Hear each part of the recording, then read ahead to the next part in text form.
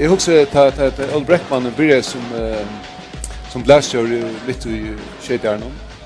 Tyckte det var och var en sån ungt han blev löktingsmävare. Så kan man kanske också skilja till att han var öliga rabiater, öliga bukgångter och så att han stod att sköva vanchen och kanske också stod för de sköva tänkt någon. Men det är inte andra folk som har flutse, men det är liksom en mävare som inte ordentligt flutse i sån här samfällan. Så läser jag första.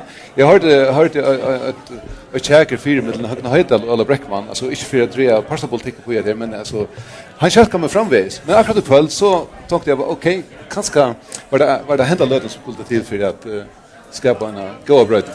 Olle, hur har du bröttat några sig år, sen 8 år? Kan man java och gå så i omstövna bröttar och äntliga nej Pjörsberg hitchat kornöron och åken självom så är vi pura grejer i det och troblagarna som tar var är ju några tar borster och efter är så bära tan mera ideologiska kampen som kanske inte är så harmalt och inte så kvasse långt som man vet va men alltså månen alltså marschen mellan höger och vänster måste så gott och önt.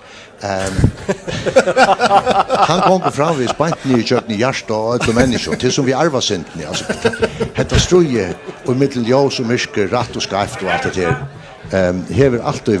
hever alltid varit oj människan och haft fel och taffer alltid att vara och så är spårningen om vi kunde flyta och man huxar om att det i halvfjärsen och forsene och tid komma brästant in av ötlen ta öppnades ju en nytt fronter och i förskolepolitiken och det var tid som Lukas som sjunker runt i asynja socialismerna in i hjärten av föringen och det ädnast i valest hampeliga väl kört ut ett ångan till klara och tog Peter må jag säga att vinna fjölterna fyrtiken så vi var i håast allt en majorlote som oftast klara att manna och majren hälften av löktingen. Har tog inte flera gånger för jag? Ja, för olokan. Får jag just flera gånger? Det var till jag ville bröta hemmen. Jag var emot atomtoppingen från Pavon så igen håller. Inte bara för RR så. Det var en principiell spårning emot atomvapen. Med annat har ju som att Clay kom in stånande in i havna var eller och det dejliga där var. Nej, det var en sorgad där. Tror att vi visste ju om det var atomvapen på och det var en samtycke löfting om att vi skulle köpa atomvapen för att skulle göra det. Och vi mot mot det själva han det gjorde vi det. Vi stod just uppe i lökningsbön och sjunk vi det gjorde en sang till över. Se nej till USS McLeod kan minst det. Och ta var man elment över och kan man gott säga uthångt i dagbladen. Och det var nog så på helt att men inte tror jag att det var inte chatter av uthångt det där det tog som en ära och det ska du veta. Det tycker vi är väl. Det var tror vi runt jag gör det. Ja, det får se minst du har flera gånger.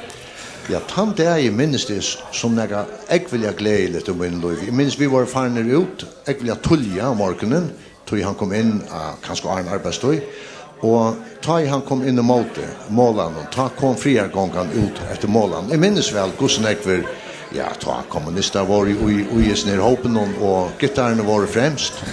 Och vi var nog så väl manna. Kanske hade inte öll vanta en så stora motmäsgång, men de hade lust för det fyra. Vi stod uppe i muren och vi förskonflökon och vi Stars and Stripes. Onkel hej ändå en såna en ghetto blaster av vi God Bless America och förskonsankorna. Nog inte framton alltid. men är gå tjoska personer. Och jag minns rådje nere av kajene. Vi hade stilla och konsolas upp. Vi fick mynter bäjur erva av kajene. Och jag minns tarborgali som stod runt om pullarstanar. För jag tryckte att tåändarna låg faster av kajene. Och gosse folk rönte att bråta sig in av pullarstanar för att lösa ändarna.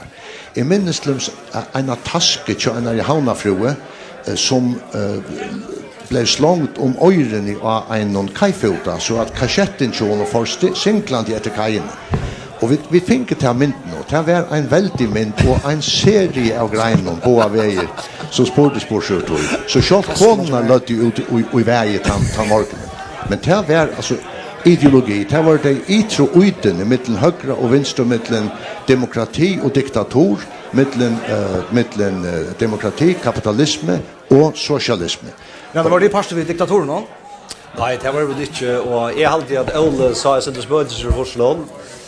Det skulle vara socialister och kommunister alla stan var här vet man åkte ner så här fjällen här som checkar ner kajen där kommunister och var det här att investera igen.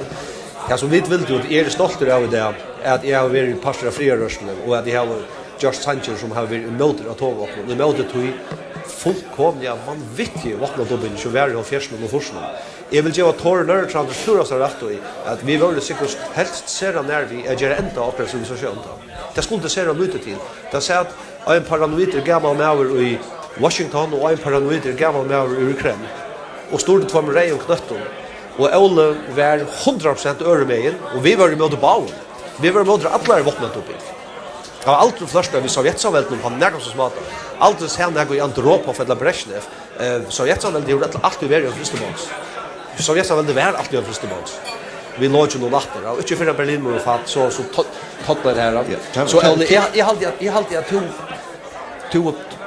framprovokerar en politiska män som egentligen inte väl strid. Tror du det va? Jag tycker väl visst det var nej att framprovokerar en män där man ser att jag så kallade fria gång nu till kajen utan där. Annan kvitt som där så var fria gång ur Mjörkadal i ovan av Vatle och det är intressant att det här att tantopingen, spänningen mellan öst och väst, mellan socialism och demokrati som var fram till 1905 kvarv att han attackade diktatorerna, att han sovjetiska socialismen fall och kvarvor hem. Och tog tyck vi verkligen att det som var orsöket till spänningen, det var inte USA, men det var Hinsuja, Sovjetsamväldet och Warszawapakten.